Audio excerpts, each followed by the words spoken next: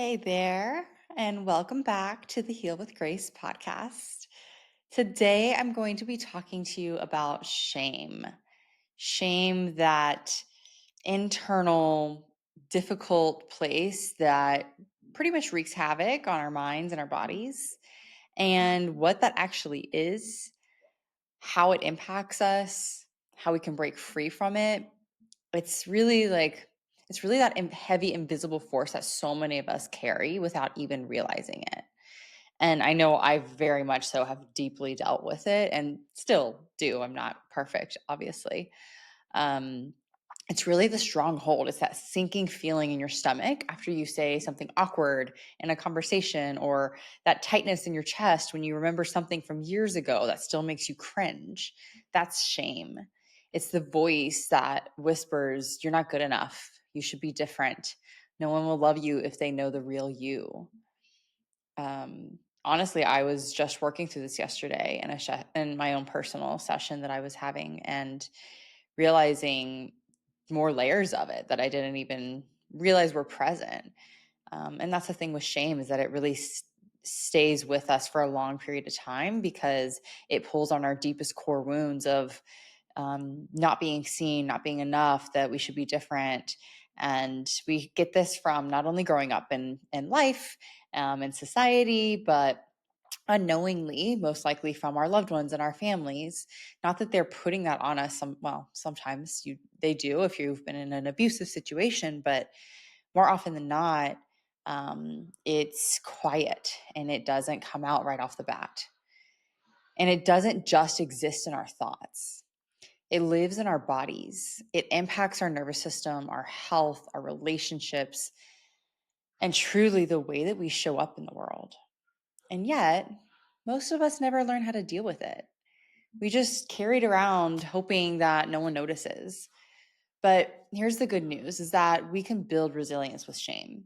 We can recognize it, we can process it, and we can release it so that it no longer runs the show. So today, we're going to explore what it really is and how it's different from guilt.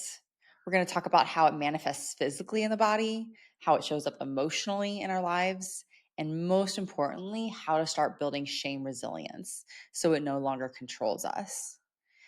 So take a deep breath, grab a cup of tea, and let's get into it.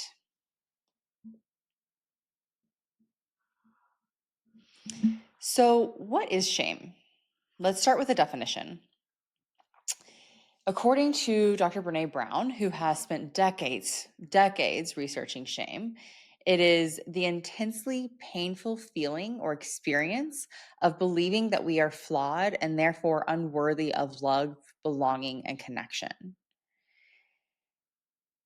And even just hearing that definition makes me pause for a minute, because it's not just about feeling bad. It's about feeling that like we are bad, that we are unworthy, we are flawed for the soul and the person that we are, which is not possible. So, regardless of your spiritual or religious affiliations, just the core of who we are, your soul is completely perfect. It doesn't need to change, it doesn't need to be different. It's just all the things that we've come through in life, that or gone through in life, that has maybe taught us that we aren't okay as we are. And this is what I want to help you shift, that that's not truth. The fact that you didn't fit in with the quote unquote right crowd in school doesn't make you bad. It makes you different. And actually, different is freaking amazing, because we're all different. No one is the same. It's just the thing that, like, with humans, we literally, our primal instincts is to be a part of the herd. And so that in our modern day might look like so many different ways, like, right? How successful are you? What kind of grades do you get? How do you look? What's your hair like? What's your body like? How deeply holistic are you in your health? Like, we want to see, our primal instincts are to be a part of these groupings. And if we're not, it feels like something's wrong with us, which creates more shame. And so again, that's where the shame comes in is I am bad. Now, the difference between shame and guilt, it's a very important distinction I want you to understand. The difference between shame and guilt is that shame is I am bad, right? I am bad for being me, for being being. And guilt says I did something bad. Like guilt is I made a mistake. I messed up, right? I broke a glass when I was unloading the dishwasher. Oops, made a mistake. That doesn't mean I'm a bad person, but sometimes shame can do that, especially if maybe you grew up in a household where there were a lot of tight, controlled, rigid rules. And so that might have led to shame. If you broke something and you got in trouble for it, and maybe especially if you're a little bit more of a sensitive soul, maybe like myself, it might have felt really jarring to get in trouble. It might have felt like you're a bad person if you had to go to timeout or if if you broke something. And that does not stop in childhood. Those are just examples of how it starts. And that just goes throughout life, right? So we say the wrong thing, and I say quote unquote wrong thing. We say the wrong thing, and we feel like we're not good enough. That's shame. Guilt can actually be useful. It helps us recognize when we've done something that doesn't align with our values. But shame tells us that we are the problem. Guilt is essentially something that can kind of help us in this modern day and just in being human, um, stay on the quote unquote right track, right? So, yeah, I made a mistake. Okay, I'm going to learn from it and do something different next time, right? Doesn't mean there's anything wrong with me, but shame tells us that we're the problem. And when we believe that we are the problem, it's almost impossible to move forward. Now, the tricky thing is that shame is often silent and it lurks in the background of our thoughts, influencing the way that we see ourselves without even realizing it. For example, have you ever caught yourself over explaining something because deep down you feel like your words aren't valuable? That one hits me. Do you ever apologize for things that don't require an apology? Like, I'm sorry for taking up space. I'm sorry for crying. I'm sorry for asking what I need. A friend and I who message back and forth a lot around um, work and just self development and manifesting and things like that. We caught each other so many times saying, "Oops, sorry, sorry for the background noise," or "Sorry, I delayed in my response." And it's so automatic, especially as women. If you're a female, we've been primed to apologize literally for our own being or for walking in a room. Um, and that deep apologizing over and over again, that's shame. Shame for who you are. Or maybe you felt like you're the only one struggling, and if people really knew, they'd judge you or leave. That's shame. And when we don't address it, it doesn't just stay in our minds, it moves into our bodies. It truly lives in our bodies. We know, right, that the body keeps the score. The body holds emotions, holds experiences, holds trauma. And shame really shows up in our body. And it's not just a thought, it's a full body experience. Our bodies are wired for connection and safety. And when we feel shame, our nervous system goes into defense mode.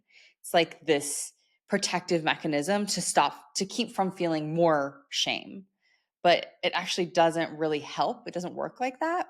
We just continue to feel the shame that's already in our body. And so this might show up as like tension in the chest, your throat, or your stomach. A lot of times people have that like sinking feeling in their stomach when they feel shame, when they feel like they messed up, but then they really messed up and it was their problem or it's their fault and they're bad. Or maybe that feeling in your stomach knots up or your throat feels really tight. Postural changes. When we feel shame, our body instinctively tries to make itself smaller. So I'm not saying this is every single person, but we can really tell a lot from how people hold their bodies, right? So when someone has rounded shoulders and their head is down and they avoid contact, it's literally you're shrinking your body. And when we do that, we're holding shame just as it is right there in the body. Um, Maybe, you're shrinking, not only you're shrinking your body, but you're also covering your heart when you're folded over. Instead of open, shoulders back, head up, open heart, open body.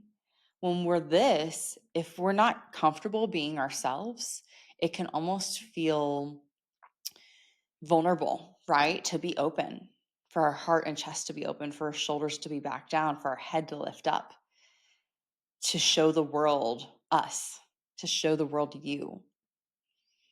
So your posture matters. Notice how you're holding yourself. Notice how you're moving within the room around people. Are you shying away? Are you hiding? Or you don't have to be the center of attention all the time, but how are you holding yourself? Shame also comes about in shallow breathing. So it really activates the nervous system, the stuck nervous system response, the stress response. And when we're stuck in that mode, our breathing becomes short and constricted. So I've talked about before that breath is one of the number one ways to help regulate our nervous system. When we do it and I'll say quote unquote proper way, there's a few different ways to do it, but the whole point is to allow breath to come into your lungs and your abdomen instead of in your chest. Because when it's tight in your chest, it actually doesn't allow for more oxygen to go throughout the body. And when we hold shame in our bodies, our oxygen and our breath stays in our chest. And that creates more anxiety. Oxygen literally is life force, right? Like it gives us life, and we need it all throughout our body. We need oxygen from the top of our head to the bottom of our toes. So when we can breathe deeply into our lungs, expanding our rib cage, we have more life force energy. But when it's tight and constricted, when shame comes out, we don't have much life force energy going through us. Shame also very much so contributes to chronic pain and illness. And this is a big one. I don't think, myself included, have worked with anyone that hasn't felt or really dealt with deep shame when they have chronic pain or illness. When shame is stored in the body over time, it can contribute to things like higher inflammation, pain in the body, illness in the body, gut issues, migraines, bladder issues. Because when your body has so much emotional shame, it doesn't want to feel that anymore. It's like, this is uncomfortable and it's not okay to feel. So I'm going to send some signals of danger to create more physical discomfort in the body instead of the emotional discomfort. And as we know, as we've talked about, working with emotions, with shame, means being able to be with them instead of hide them. And I'll get into that in a minute when I talk through how to work with shame. But I also want to highlight, it's definitely in males and females, but I really do want to highlight, though, the women wound, the female wound here, because over time,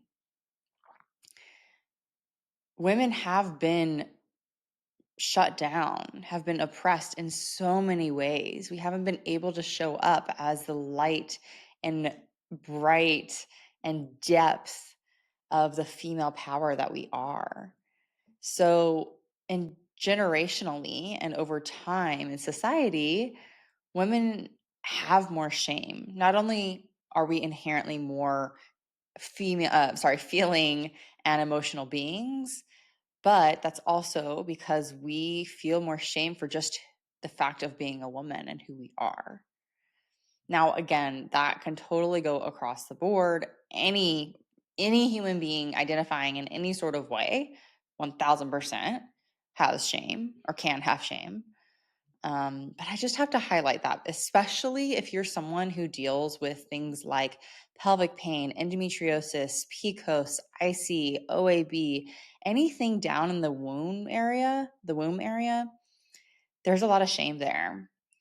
And so I'm highlighting this to help maybe you understand some components to your symptoms that you may be having.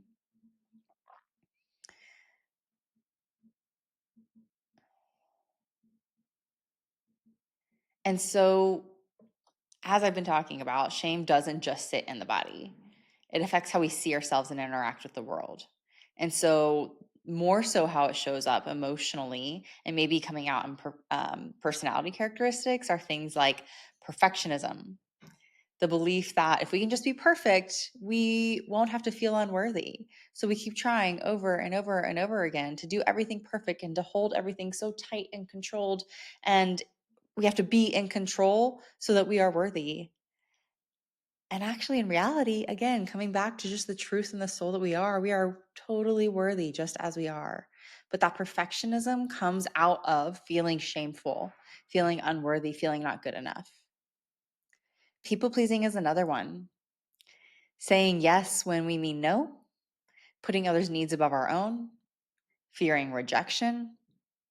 People pleasing is a way to cope with not wanting to show up fully as ourselves, feeling afraid of being vulnerable, not actually wanting to be seen or being afraid of being seen, maybe because we've been shamed or rejected before. So instead, we're just going to focus on other people. We're just going to help other people feel good or feel okay and make ourselves smaller.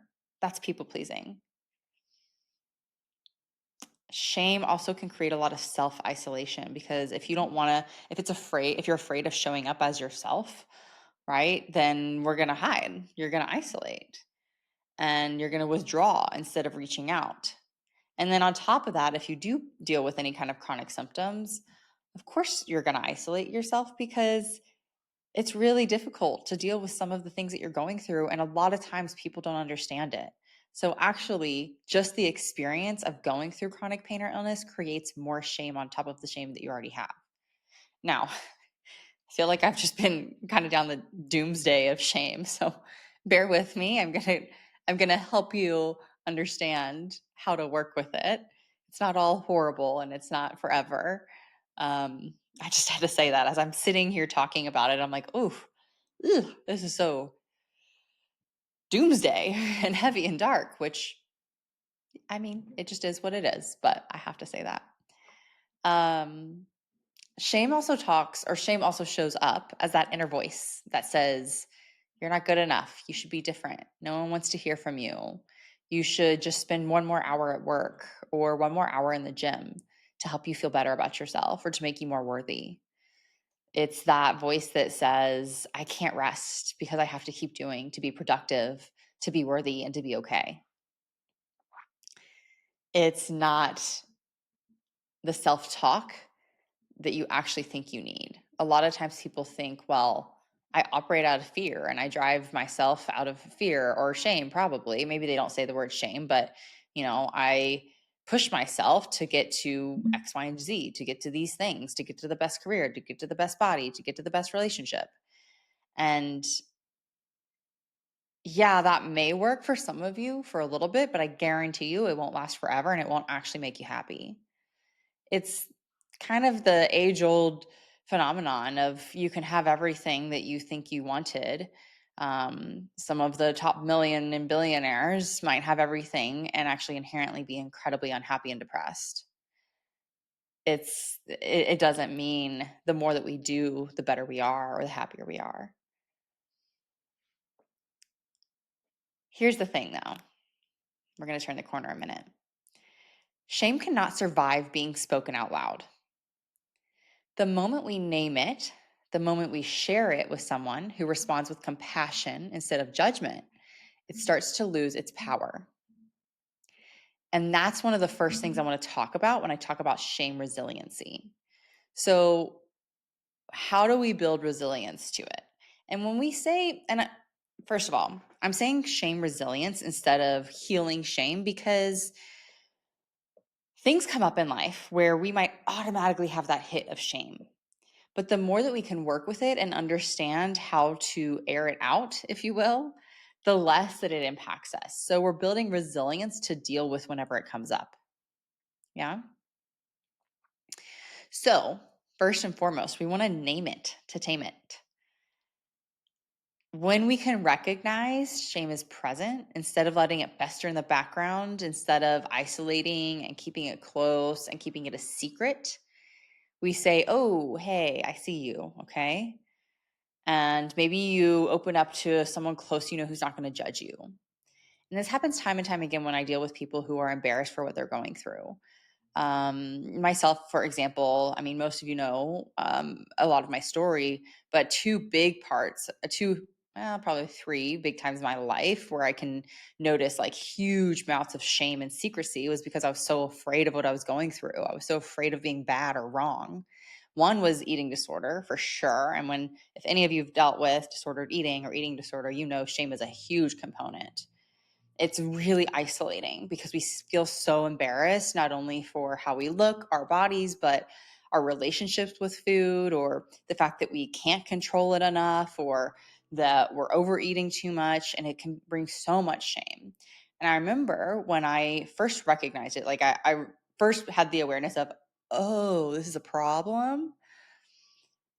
And then I started to talk about it with another friend who was also going through it. Actually, she's the one who kind of like hit me over the head and was like, hey, you need to you need to wake up. You need to look at this. It's an issue. But the more that we would talk about it, the more relief would come. And then it lessens. The shame literally releases the grip that it has over you because it's not a secret anymore. Secrecy creates shame. And so the more that you can talk about it, the more you can speak about it, the more you can own it and be with it, it actually, I mean, it's one of the most powerful tools, I will say, to release shame. Same with any type of people going through divorce or relationship ending. There can be a lot of shame in it because there's this idea that we have to be perfect in relationships, or we need it to go a certain way, or we need to get married and be married for the rest of our lives, or be with a partner for the rest of our lives. And if not, then something's wrong with us. Again, that wrong with us, right? And so there's going to be a lot of deep shame when you're going through that process. But naming it and calling it out loud brings a lot of relief. I had a lot of shame as I was deciding to get divorced and then going through divorce. I remember telling my therapist, I don't think I'm ever going to tell anyone about this. Like, I was so embarrassed for my clients to know. Oh my gosh, that was like a big deal for me. I didn't want my clients to know. And then as I worked through it and was with it, time can also help heal.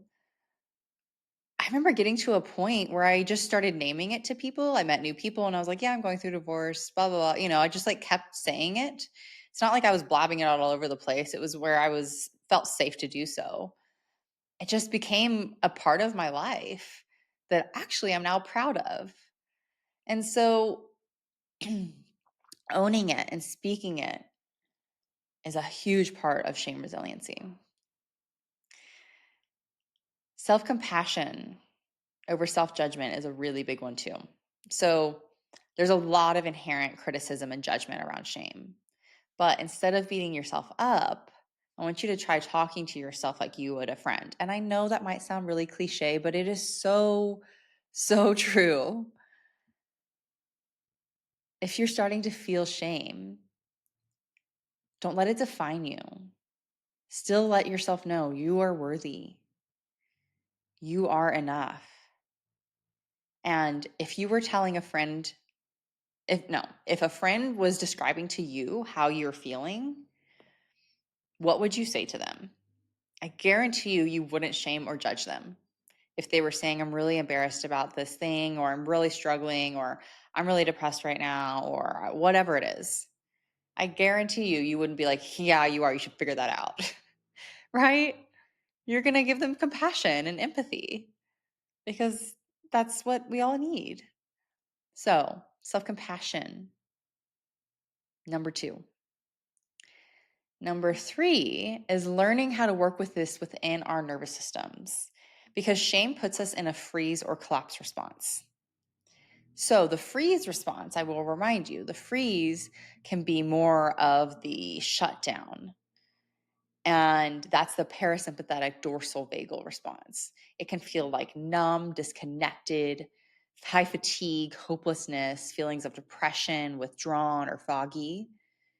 You can literally have a slower heart rate, lower energy. You might be more dissociative. You might have digestive issues. And so when you're in this and working with your shame, self-compassion always, working with visualizing yourself, visualizing your healthy self, visualizing your higher self. And whatever your belief system is, I would highly recommend you pull on, whether it's just a higher power, whether you're religious, whether you're deeply spiritual, but knowing that you as you are completely okay. You are worthy no matter what you do in life. Literally, just for breathing, you are worthy. It can really be helpful too to text a friend or listen to something inspirational when you're in the shutdown response. Someone who's safe, a therapist, a trusted person, hug a pet. And cues of safety can be really helpful when you're in the shutdown response. So, soft lighting, familiar music, VU breathing, which I've talked about before, but I'll just mention quickly again, is created by Dr. Peter Levine. And the idea is when you can breathe in and you breathe out with the word VU. So I'll do it, and it might sound a little weird on this mic, but I'm going to do it. So you're going to breathe in.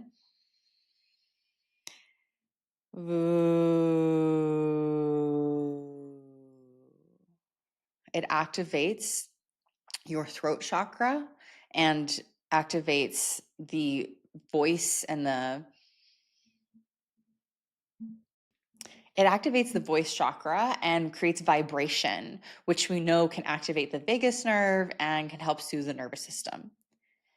So when you're in the shutdown, be really gentle with yourself. Shame can also show up in really any way, and really any other nervous system response as well, but also in that fight or flight, because when we feel that shame, it can create this urgency to do something about it, to be better, right? So maybe you just start working a little bit more with tuning into yourself and doing some box breathing or doing some shaking in your body and activating, moving that shame through.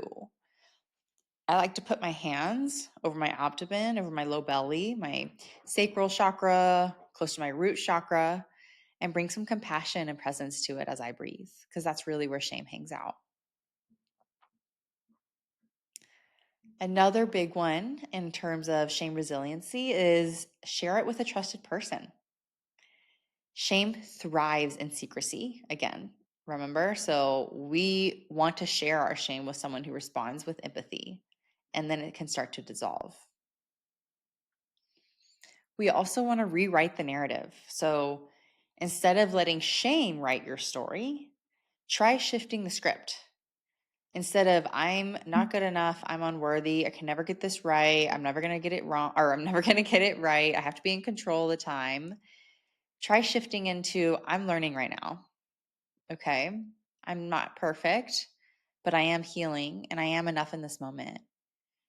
And even if you don't believe those things, keep working with it. Yeah.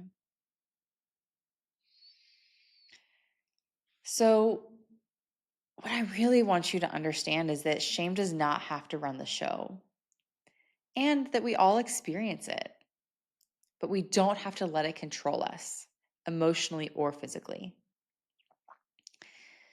Shame is something I very much so deal with myself. I've mentioned that. Um, okay, Daisy, can you take that part out? I'm going to do that over.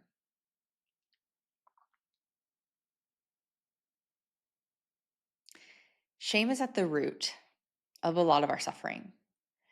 And I see it time and time again with my private clients, with my mind body healing method students. And it's really important that we get to it so that we understand how to work with it and to feel better within ourselves. I mean, you've heard me say this a million times, but at the core is building a relationship, a better relationship with ourselves can really help relieve suffering. And this is so important too within groups, within people. Within groups, because when we are in a group, not only is it sometimes a little vulnerable, right? But it also allows that shame to be lifted because maybe we're speaking about something or we're hearing someone else speak about their struggles and it inspires us and provides empathy for us, or maybe we provide empathy for them as they're struggling. I think groups have such a power to uplift us and to help us not feel so isolated. And so that's also why I'm starting back up that mind body healing method. I took a little pause for a minute and I'm doing a lot of amazing, awesome updates. I'm so freaking excited about this new one, this new version that's coming out. And I'm going to start enrolling soon for our live group portion of mind body healing method. And so if you want to get this episode is coming out in April 2025. And if you want to get on the wait list to be one of the founding members of the new updated mind body healing method, you'll get on the wait list to receive 50% off when we first start. I would really love to have you if you feel like you've been down the road of trying to manage your symptoms, trying to heal, and you're doing all the things you know to do, right? Maybe you have been down the healing journey for a long time and you're tired of working so hard and really want to find a shift. And I'd love to support you in that. And I'd love to have you in our group because, again, I don't want you to feel isolated anymore. I want you to feel like you're a part of a group and that you can feel worthy and taken care of and seen. So if that feels like something that would really benefit you, find the link below to sign up. And I look forward to talking with you. Okay, so I want to leave you with this. You are not broken. You are not unworthy. You are enough exactly as you are.